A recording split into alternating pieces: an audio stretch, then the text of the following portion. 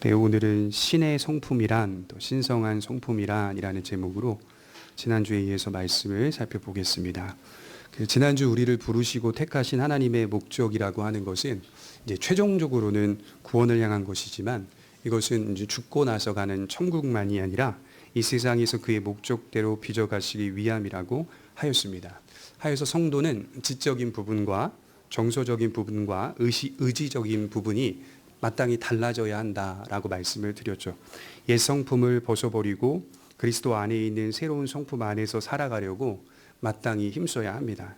베드로는 하나님께서 우리를 부르시고 택하신 목적은 4절에 말하기를 신성한 성품에 참여케 하기 위함이다, 이렇게 말을 했습니다. 우리가 이 부분에 오해가 되지 않기를 바랍니다. 우리 각 사람이 믿음을 가지고 신성한 성품에 참여하게 된다는 말은 어떤 인위적인 방법을 동원하여서 우리 자신이 이런 수준과 경지에 도달하게 된다는 뜻이 아니라고 말씀을 제가 드렸어요. 요한복음 15장의 포도나무 비유 말씀처럼 오직 예수님만이 참 포도나무의 나무이시고 우리는 가지인데 가지는 나무로부터 항상 공급을 받습니다. 그 영양분은 가지로 흘러와 열매를 맺는다고 하였습니다. 그래서 어떤 면에서는 가지까지도 포도나무 전체라고 말할 수는 있지만 본질적으로 가지는 가지일 뿐이고 나무가 될 수가 없다라고 말씀을 드렸죠. 바로 이런 개념을 잊지 말고 신앙을 이해하셔야 합니다. 언제나 우리의 믿음이 부르시고 택하신 자의 생명력 속에서 일어나고 있다는 사실을 기억하면서 신앙생활을 하셔야 되는 것이죠. 그래서 본문 10절이 사실은 오늘 전체의 본문 내용의 핵심이라고 말할 수가 있어요. 그러므로 형제들아 더욱 힘써 너희 부르심과 택하심을 굳게 하라. 그러니까 살아있는 뿌리로서 하나님께서 우리의 인생을 붙들어가고 계시는 그 생명의 역사 속에서 우리의 부르심과 택하심을 굳게 하는 인간의 반응이 나타나게 된다라고 하는 것을 말하는 것이죠. 너희가 스스로 설 수 있는 형편과 상태가 아니라 먼저는 부르심과 택하심이 우리 인생 속에 감싸고 있는 형편이다. 그래서 부르심과 택하심 속에서 설 수 있는 형편과 상태다라고 하는 사실을 이야기하는 것이죠. 이런 근거 위에서 신앙은 진보하게 됩니다. 그렇다면 신성한 성품이 구체적으로 우리 신앙과 삶에 어떻게 나타나는지, 또 어떻게 나타나야 하는지, 어떻게 나타나고 어떻게 나타나야 하는지, 이 두 가지의 문장이 되게 중요한 것 같아요.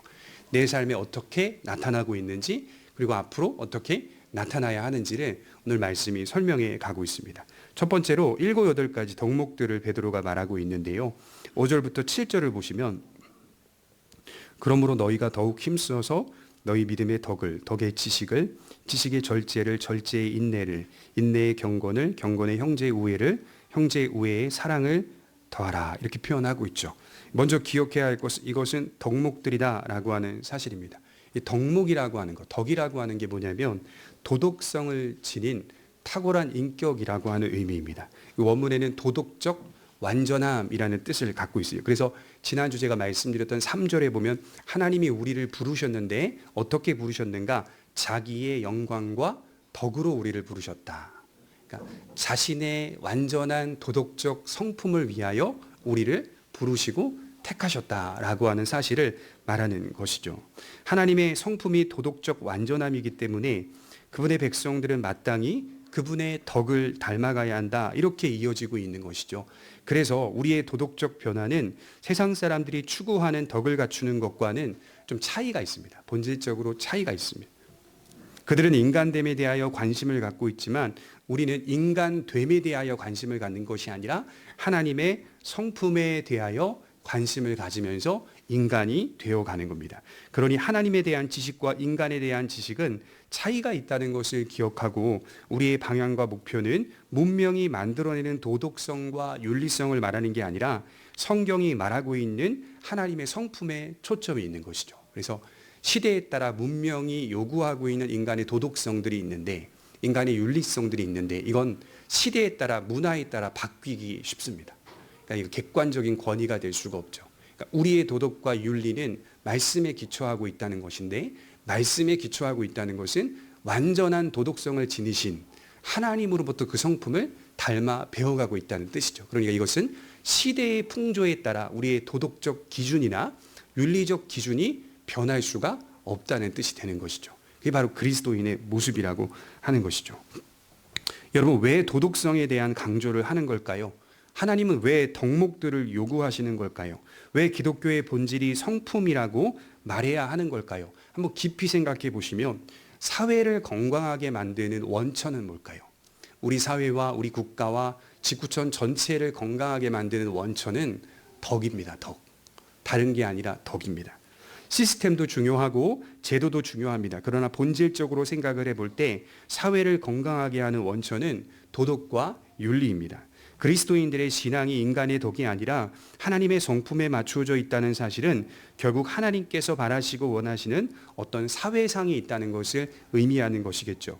우리를 통하여 나타내시고자 하시는 사회상이 바로 하나님의 나라다, 이렇게 말씀을 드릴 수가 있어요. 우리 사회가 건강하지 못한 이유가 뭘까요? 우리 국가가 건강하지 못한 이유가 정치인 때문이다, 경제인 때문이다, 이렇게 말할 수도 있겠지만 사실 이런 것들은 다 증상일 뿐입니다. 본질은 뭐냐면 인간의 덕입니다. 사회가 건강하게 되려면 도덕과 윤리의 회복이 사실은 절대적입니다. 엄마가 쌍둥이를 힘겹게 하여서 출산했어요. 이제 태어난 지 얼마 되지도 않은 6개월 정도도 안 된 쌍둥이가 새벽에 막 우니까 이게 너무 힘들어서 엎어버렸어요. 아이들을, 그 아기를. 두 아이 다 죽었어요. 이게 이번 주에 일어났던 뉴스 아닙니까? 이 기본적인 덕이라고요. 이런 것들은 사실은. 이런 것들이 계속 상실되고 있다는 것을 여러분 한번 깊이 생각해 보십시오. 예전에는 그래도 모성애라고 하는 것이 크기 때문에 그것이 강력하게 붙들어매는 어떤 끈의 역할을 했던 것이 사실입니다. 근데 요즘은 이런 부분들이 크게 상관이 없어요. 혈연도 크게 상관이 없어요. 이런 부분들이 우리 사회를 건강하게 하지 못한다는 것인데 이것의 원천은 뭐냐면 덕의 상실이라고 하는 것이죠. 모든 구성원들이 덕을 회복해 가는 것이 사실은 제일 중요합니다. 성경은 인류의 역사를 평가할 때 창세기 6장 9절에 그 마음의 생각이 항상 악할 뿐임을 보시고 인간의 상태가 항상 악할 뿐임을 보시고 하나님이 그렇게 말씀하고 있죠. 바꿔 말해서 이것은 도덕과 윤리의 상실입니다. 덕스럽지 못한 사회가 형성된 것이죠. 개중에 조금 덕스러운 사람이 있을 수 있어요. 그렇다 해도 그 역시도 자기 기준에서의 덕입니다. 그래서 저마다 상대적인 것이 돼버리고 더 혼란스러워지게 되는 것이죠. 하지만 그리스도인들에게는 기준이 있습니다. 하나님의 성품이죠. 그분의 성품에 따라 우리의 덕을 조정해 가고 수정해 갑니다. 이것을 성숙이라고 하고 성장이라고도 합니다. 그래서 믿음이 주어지면 연약하여 실수할 수는 있지만 이 필연적으로는 변화돼 가는 것이 맞아요. 어떤 특징으로 변화돼 가야 하는 걸까요? 5절에 말하기를 그러므로 너희가 더욱 힘써서 너희 믿음의 덕을, 우선 여기 기록된 7, 8가지 정도의 덕들은 어떤 단계를 마치게 되면 다음 단계로 넘어간다는 뜻이 아닙니다. 그런 뜻이 아니에요. 이 단계 마치면 이 덕이 이 바로 지식으로, 또 지식이 절제로 이런 식으로 넘어가는 개념이 아니에요. 원문에 보면 더하다라는 뜻입니다. 더하다. 모든 것이 믿음 안에 포개져 있다. 각 요소가 믿음 안에 포개지고 더해져 있다는 뜻입니다. 그러니까 이것을 오해하시면 안 돼요. 어떤 순서가 아니고 어떤 단계가 아니라는 말입니다. 계단식 구조로 더해지는 것입니다. 믿음 위에 더해지고 있는 개념입니다. 이런 형식들은 헬라 편지에서 발견되는 문학적 서술 기법이라고 하는데 이게 전문적인 용어로는 연쇄식 논법이라고 표현을 합니다. 대표적인 비슷한 본문이 발견이 되는데 로마서 5장 3절에 보면 바울의 편지에서 바울이 이렇게 말해요. 다만 이뿐 아니라 우리가 환난 중에도 즐거워하나니, 바로 나와요. 환난은 인내를, 인내는 연단을, 연단은 소망을 이루는 줄 알미라. 같은 의미거든요. 이게 계속 연쇄식으로 논법을 가하고 있는, 각 요소가 강조되고 계단식 구조로 상승하고 있는 기법이거든요. 그래 모든 것들이 믿음 안에 쌓여지고 포개져 있고 발전돼 가고 있는 것을 강력하게 강조하고 있는 겁니다. 베드로는 오늘 먼저 믿음의 덕을 먼저 강조하고 있어요. 믿음이 시작이기 때문인 것 같아요. 믿음을 토대로 이러한 덕목들이 더해지고 있습니다. 이것 없이 그저 지식만, 절제만, 인내만, 경건만 더해지는 것은 아니라는 뜻입니다. 그래서 참된 성도는 믿음의 역사가 그의 영혼 가운데 반드시 일어나야 합니다. 하나님께서 주시는 은혜가 그의 영혼 속에 흐르고 있어야 하는 것이죠. 이것을 토대로 이끌어 가시는 일들이 일어나고 있는 것이죠. 믿음이 우리 영혼을 변화시키고 우리의 인격을 변화시켜 갑니다. 하나님의 도덕성을 향하여 바라보게 합니다. 정직하고 질서정연한 삶을 살게 만든다는 뜻이겠죠. 그리고 이어서 나오는 것이 두 번째로 지식이라고 표현하고, 덕의 지식, 이 올바른 지식을 뜻하는데요. 이 지식은 먼저는 교리적인 의미가 되겠죠. 베드로 후서가 교회를 혼란스럽게 만드는 거짓 선생들에 대한 비판이기 때문에 정확하고 올바른 신앙의 지식 안에서 덕을 세운다, 이런 뜻입니다. 인간의 덕과 하나님의 덕에 대한 분별을 말하는 것이죠. 오직 하나님의 은혜로 말미암아 그리스도를 믿는 믿음의 지식을 뜻하는 겁니다. 그래서 여기서 말하는 지식이란 어떤 정보의 획득을 뜻하는 것이 아니라 주 예수님을 바르게 인격적으로 아는 지식을 말합니다. 지금도 그렇지만 오래전 헬라 시대에는 이 소피스트라고 불리는 자들이 많았어요. 이 소피스트가 지혜자 또는 사상가라고 불리는 자들인데요. 지금도 얼마나 많은 소피스트들이 활동을 하고 있습니까? 그들이 교회 속에도 들어와서 자신의 사익을 위하여, 자신의 탐욕을 위하여 온갖 잡다한 사상과 지식들을 성도들에게 열거하고 있었어요. 사람들은 저마다 지식에 대한 관심이 상당히 많이 있었다고 합니다. 하지만 베드로가 말하는 지식의 출발은 예수님을 인격적으로 아는 지식이다, 이렇게 말하고 있어요. 바울은 빌립보서 3장 8절에 우리가 잘 아는 말씀이죠. 또한 모든 것을 해로 여김은 내 주 그리스도 예수를 아는 지식이 가장 고상하기 때문이라. 내가 그를 위하여 모든 것을 잊어버리고 배설물로 여김은 그리스도를 얻고 그 안에서 발견되려 함이니. 바울이 말을 하죠. 이 말은 내가 배운 학문과 경험들이 필요 없다.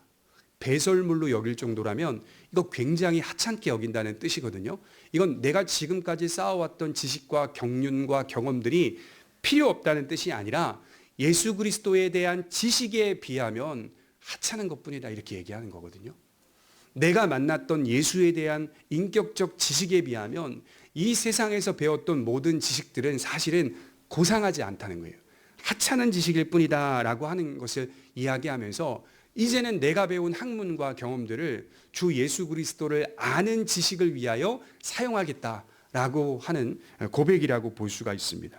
결국 우리로 하여금 바른 분별력을 갖게 만드는 지식은 예수 그리스도를 아는 지식입니다. 베드로 후서를 읽어보면 거짓 선생들이 교회 안에서 잘못된 지식들을 주장하고 그것을 따르는 일들이 발생합니다. 그들의 지식에 대하여 베드로가 말하기를 무지라고 하였어요. 여러분, 그런데 우리 베드로후서 끝까지 읽어보시면요, 왜 많은 성도들이 다 이 거짓 철학자들, 거짓 지혜자들, 거짓 선생들을 따라갔을까요? 탐심 때문입니다. 그러니까 교회 안에서 아무리 예수를 가르쳐도, 아무리 복음과 진리를 가르쳐도 누구 하나가 내 안에 있는 정욕 건드리면 따라가는 거예요. 이단의 본래 뜻은 그 편에 선다는 거거든요. 속았다는 뜻이 아니라 글로 가겠다는 뜻이에요. 왜냐하면 탐욕을 건드려 주거든요. 물질적인 탐욕만이 아니라 심리적인 탐욕도 같이 포함해서 건드려 주기 때문에요, 이단으로 가는 거예요. 결국은 거기 빠지는 사람, 내가 좋아서 가는 겁니다. 못 나오는 겁니다. 내가 좋아서 거기에 빠져 들어가는 거고요.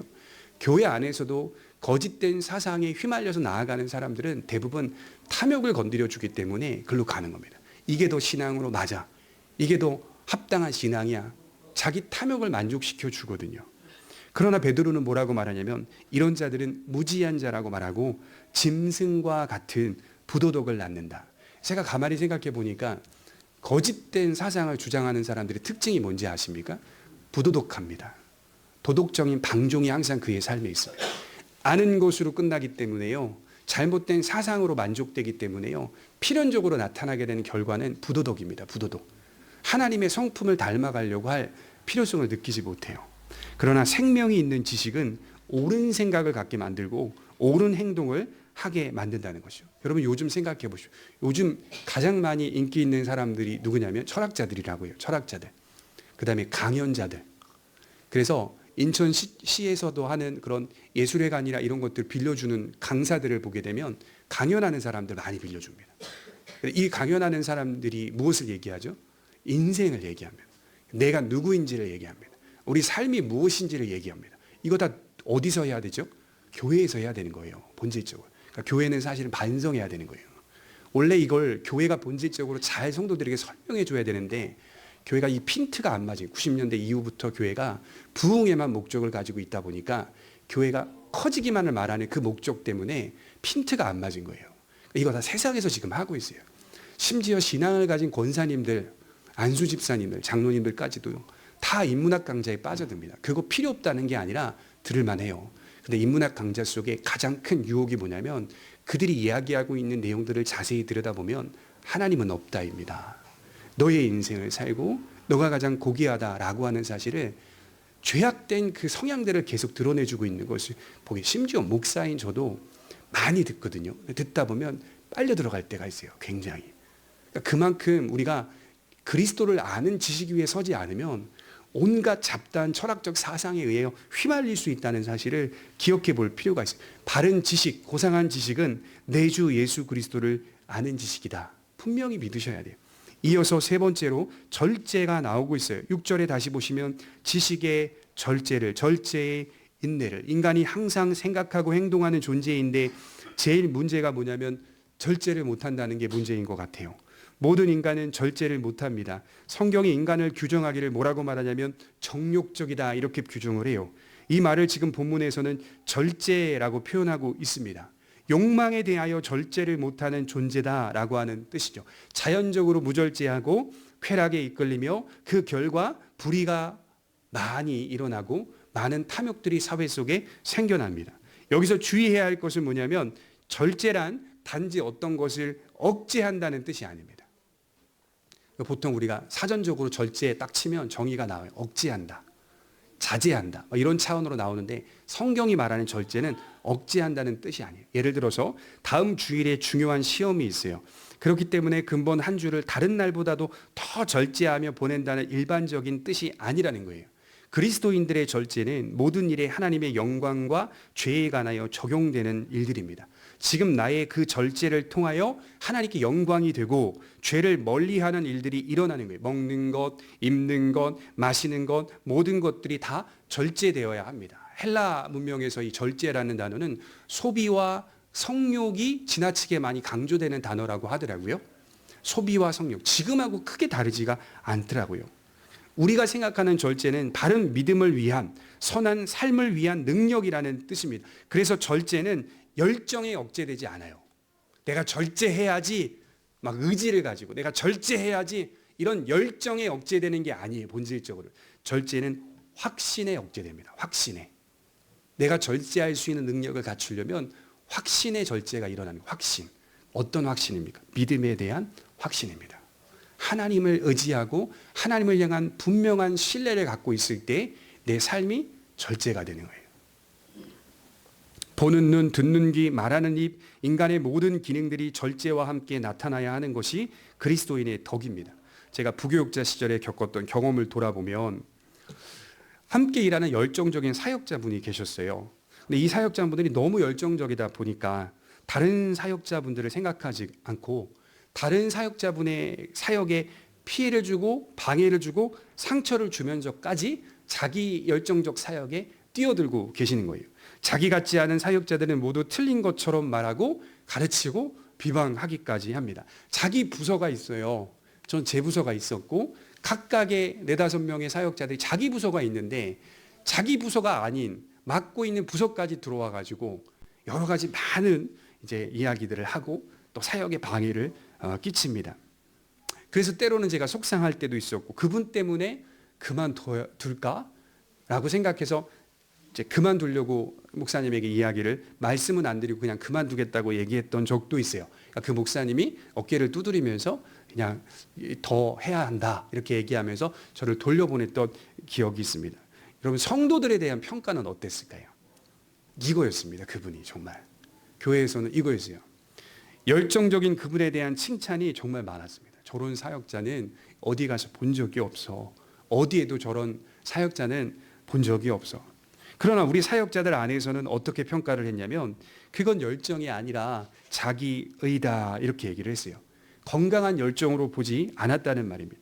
진짜 열정은 하나님께서 주시는 열정입니다. 그것은 절제와 같이 갑니다. 그리고 그 열정은 덕스럽습니다. 덕스러워요. 저는 사실 오늘 말씀을 준비하면서 이 8가지의 덕목들을 보니까 이 절제에 대한 부분이 크게 와닿더라고요. 절제할 수 있는 것이 정말 능력이구나.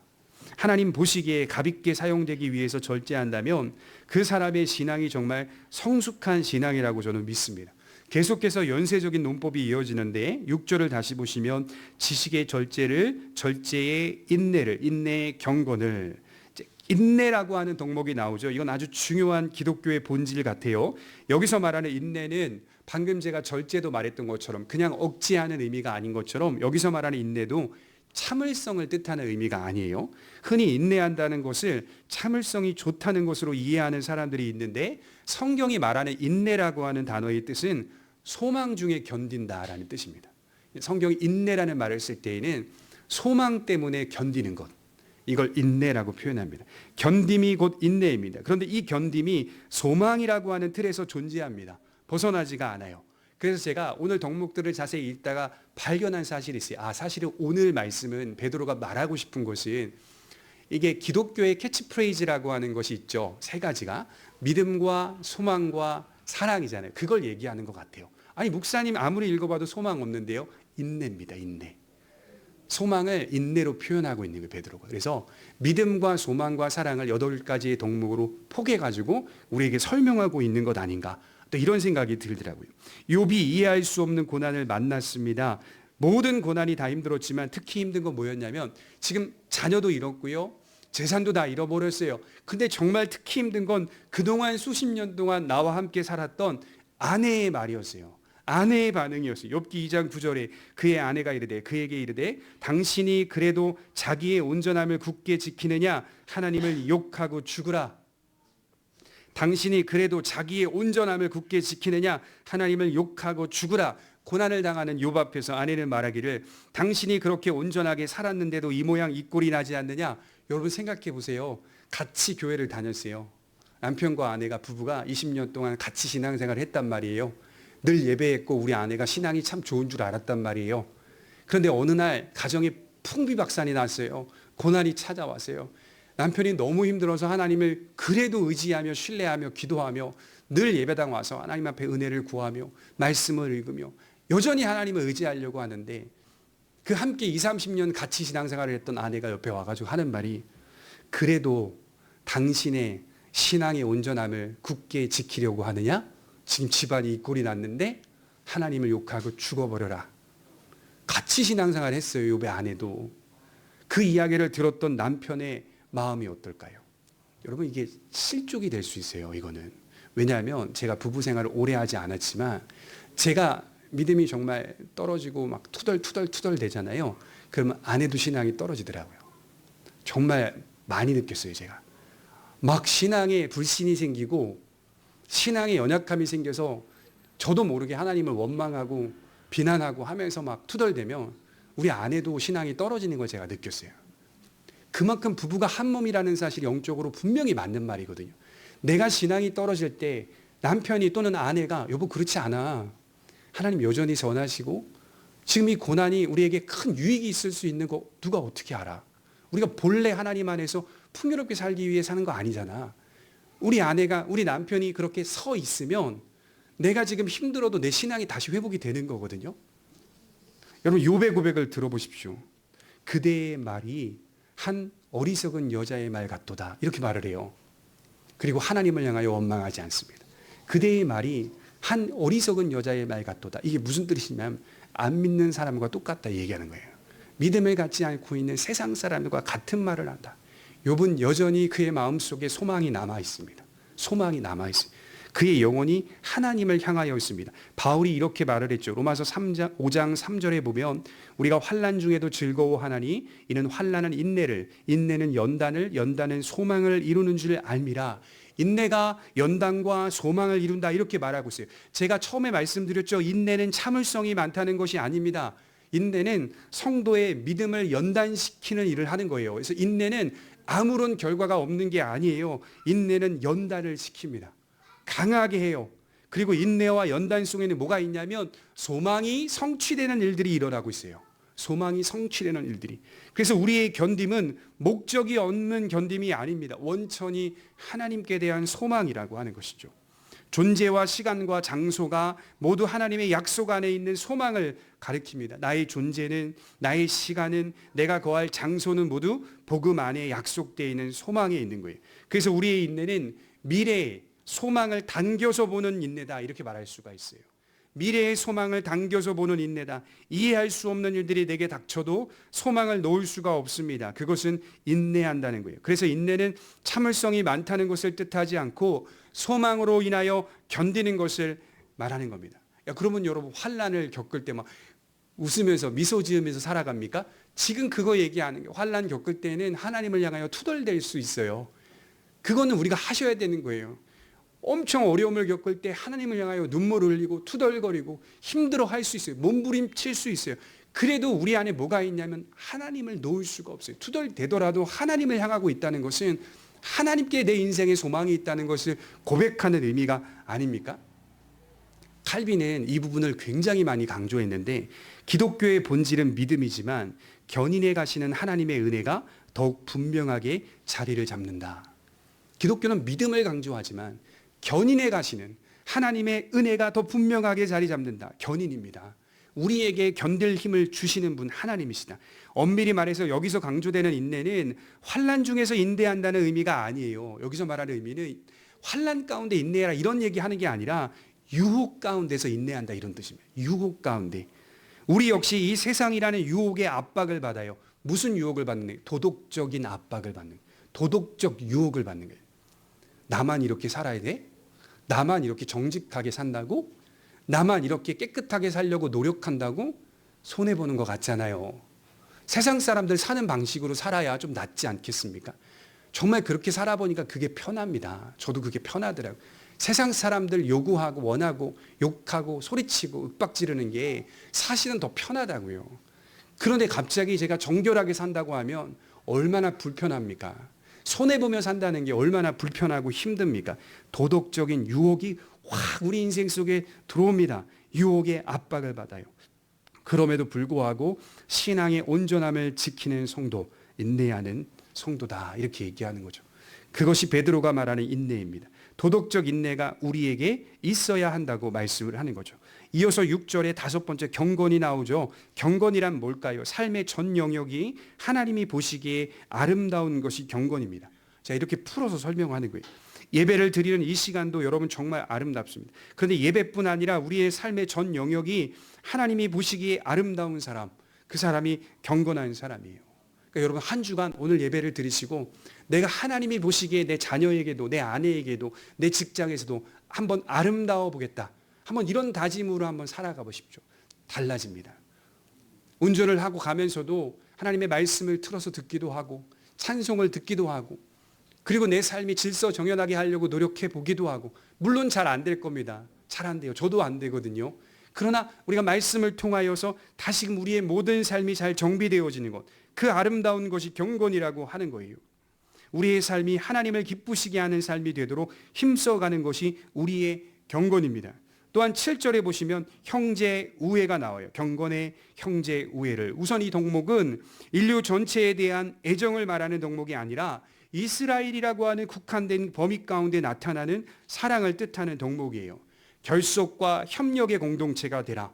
택하심과 부르심을 받은 교회들에게 진정한 가족이 되라라고 하는 덕입니다. 에베소서 2장 19절에 보면 그러므로 이제부터 너희가 외인도 아니고 손도 아니고 오직 성도들과 동일한 시민이요 하나님의 권속이라. 우리가 누구입니까? 교회 공동체에 소속되어 있는 성도들은 하나님의 권속입니다. 권속. 권속이 무슨 뜻이냐면 자기 집안의 식구 이런 뜻이죠. 본질적으로는 하나님을 믿는 백성들 안에서 자기 집안의 식구라고 하는 인식이 분명하게 있어야 한다라고 하는 것이죠. 여러분 성경에 보면 이 빌레몬서라고 하는 책 아시죠? 이 빌레몬서의 배경을 보면 바울이 빌레몬의 집에서 종으로 있던 오네시모가 그가 돈과 물건들을 훔치고 로마로 갔는데 거기서 신앙을 갖게 되고 바울의 사역자, 바울을 돕는 동역자가 되었다라고 하는 그 배경을 갖고 있어요.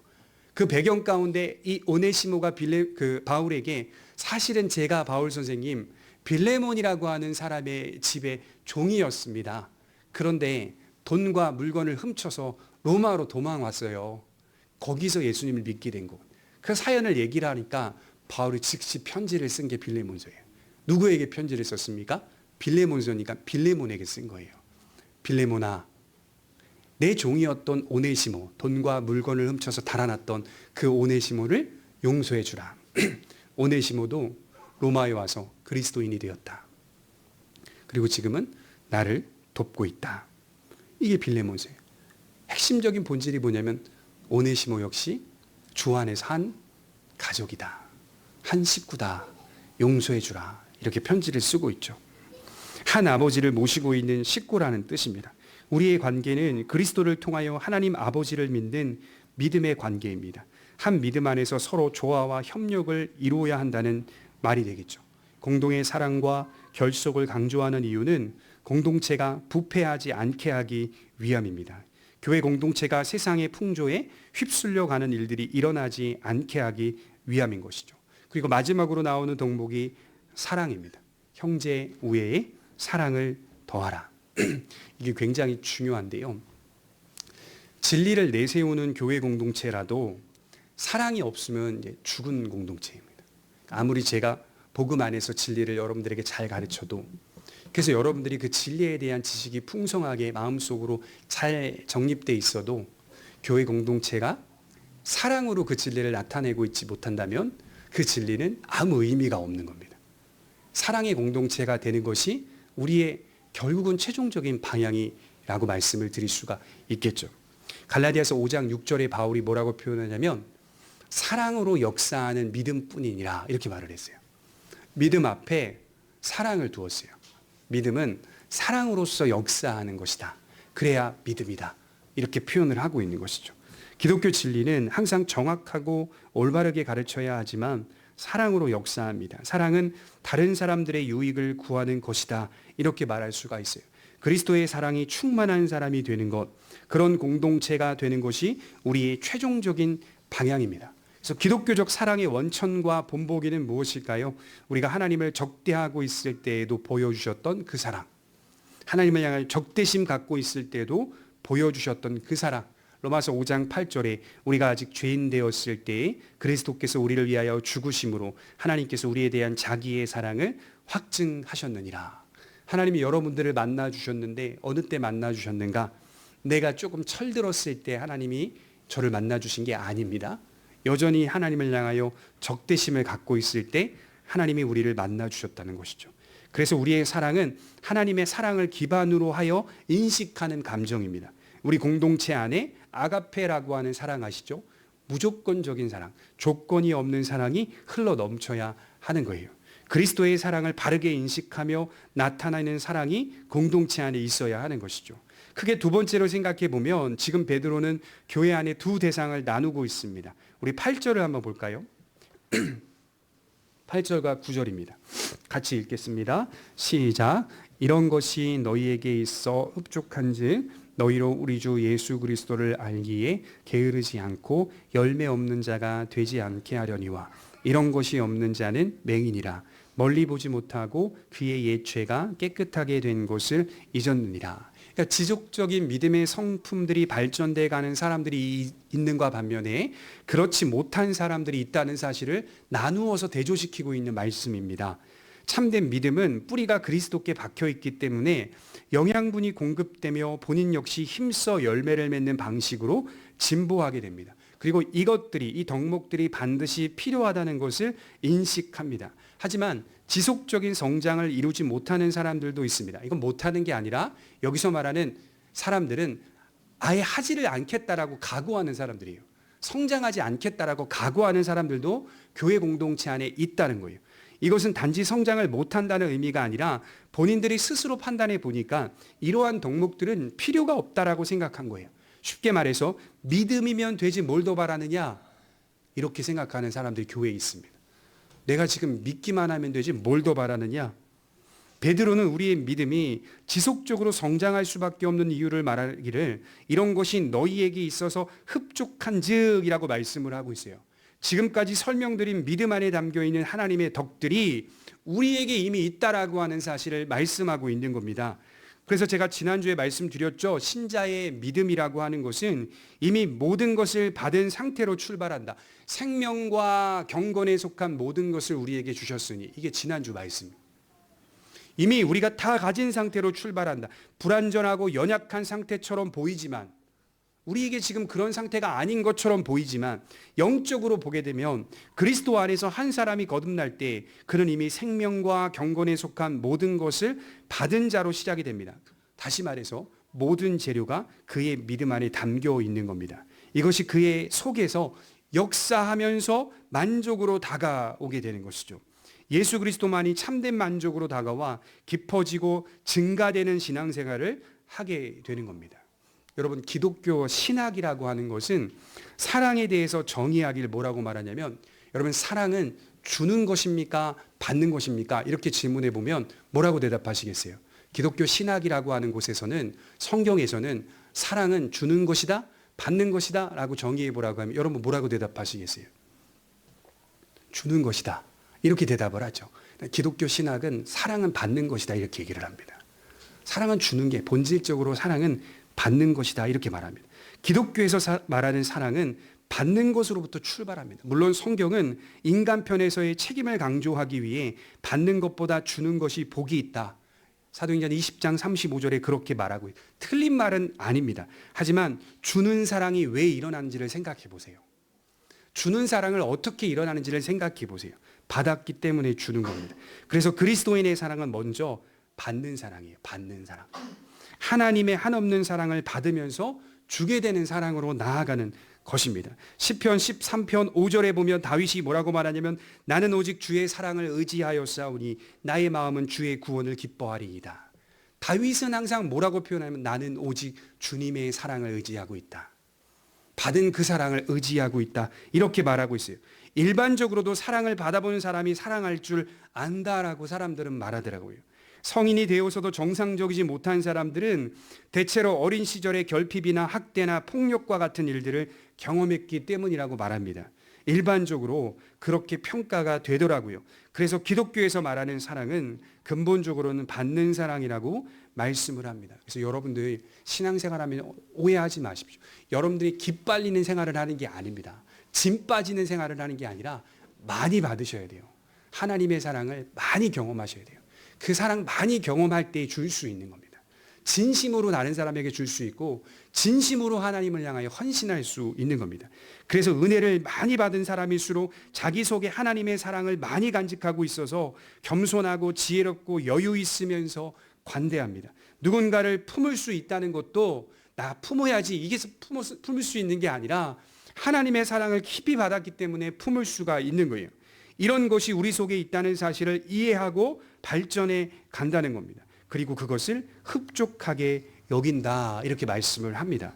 반면에 어떤 사람들은 함께 신앙생활을 하는 것 같은데 신앙의 성장에 대한 이유와 목적과 관심도 없어요. 오직 반감만 있습니다. 하나님의 성품을 닮아갈 필요가 없다라고 여깁니다. 베드로는 그들을 구절을 보시면 맹인이라고 말하고 있어요.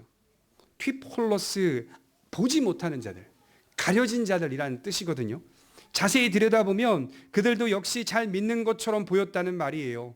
그런데 그들이 그리스도를 통하여 죄가 깨끗하게 된 것을 잊어버렸다라고 표현을 하고 있어요. 분명 이들은 어느 수준까지는 믿고 있었던 것은 맞아요. 그러나 멀리 보지 못하는 신앙입니다. 예수님을 통하여 죄사함을 받았다면 새로워져야 하고 달라져야 하는데 내가 예수를 통하여 죄사함 받았다는 사실을 잊어버렸어요. 20년 신앙생활하면서 죄사함을 잊어버렸어요. 부활을 잊어버렸어요. 구원을 잊어버렸어요. 기억상실증. 그러니까 신앙생활을 하기는 해요. 정말 그렇다니까요. 우리 인간이 그 멤버십에 똘똘 뭉쳐서 그 안에서 신앙생활을 하기는 해요. 잊어버렸느니라. 자기의 옛 죄가 어떻게 해결받았는지를 잊어버렸다. 죄사함이란 뭘까요? 그런 생각을 했어요. 단순히 사죄 자체에 있지 않습니다. 죄사함은.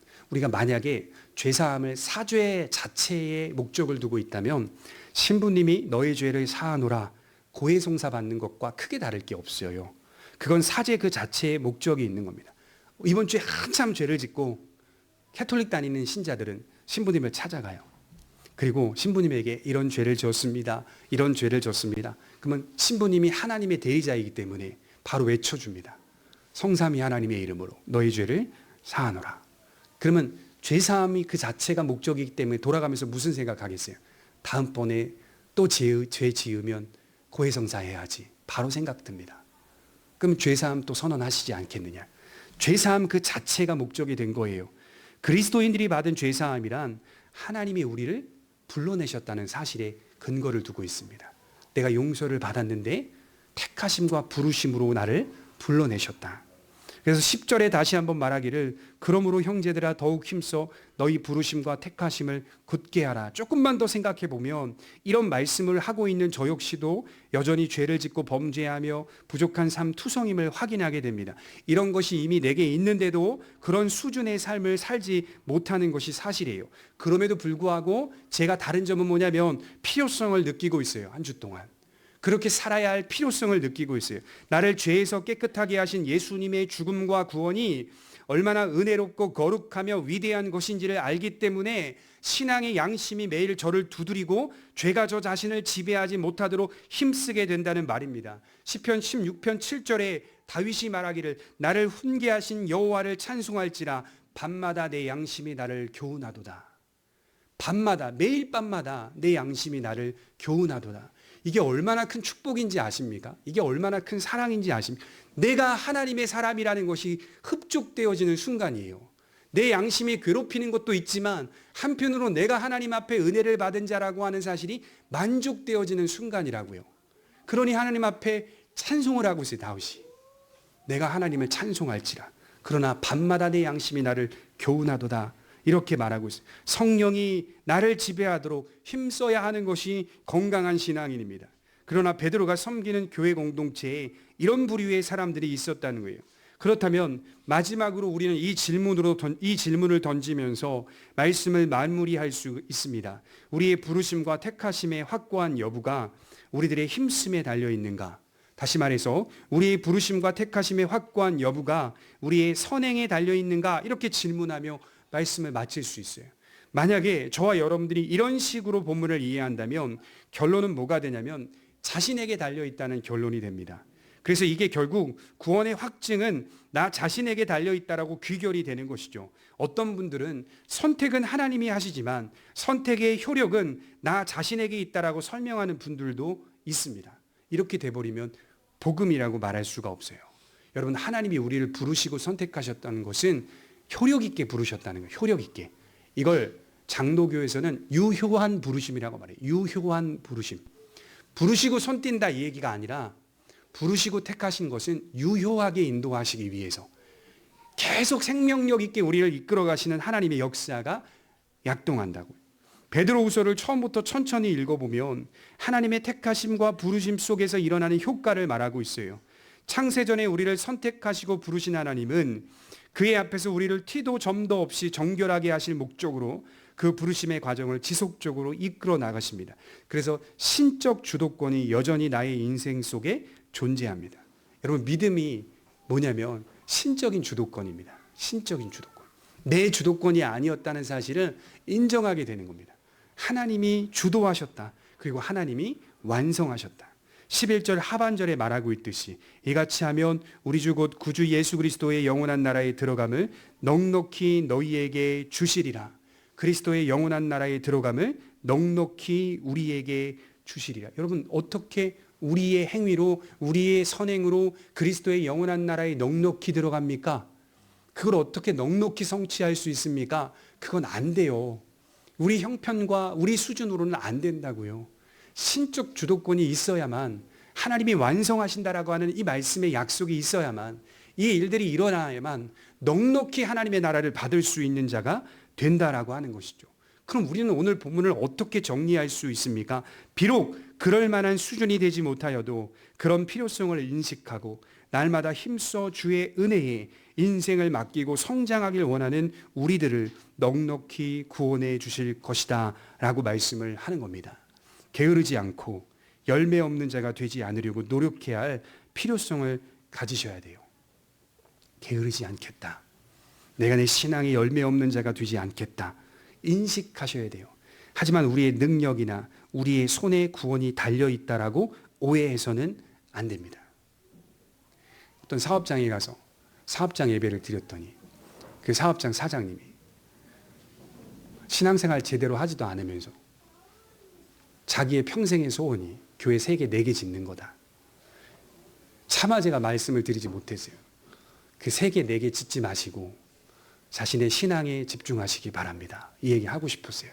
하나님이 기뻐하시는 것은 교회 3개, 4개, 돈 많이 벌어서 교회 3개, 4개 짓는 게 아니라 사장님의 영혼입니다.